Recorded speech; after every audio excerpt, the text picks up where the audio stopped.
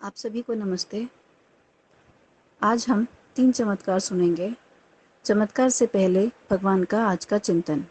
भगवान कहते हैं, मनुष्य जो भी करता है उसका असर हर एक चीज़ पर होता है। सब चीज़ें आपस में जुड़ी हुई हैं।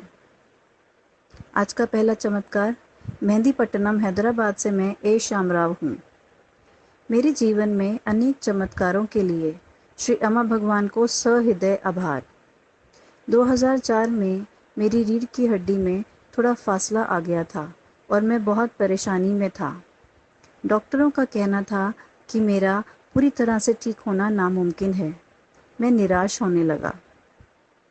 एक भक्त ने आरोग्य कलश पूजा में बुलाकर भगवत धर्म से मेरा परिचय कराया।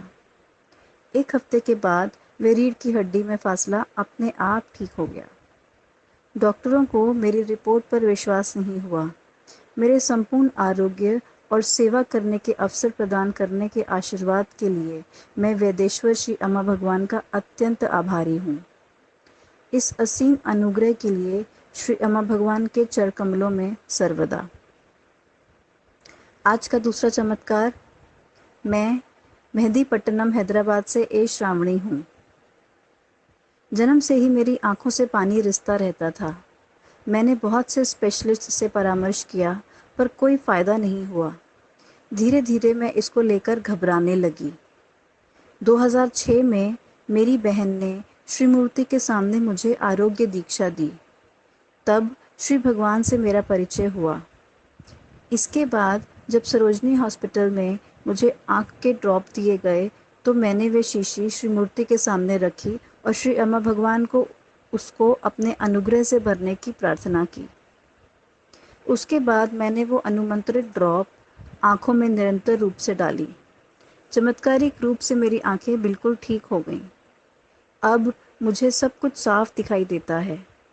मेरी आँखें एकदम स्वस्थ हैं।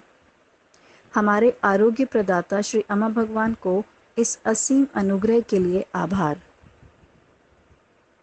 आज का तीसरा चमत्कार, मेहंदीपट्टनम हैदराबाद से मैं पीके सुदर्शन हूँ। 1985 में मुझे रीढ़ की हड्डी में बहुत तेज़ दर्द होता था। मेरी हालत इतनी ख़राब थी कि स्कूटर चलाना भी दूभर था।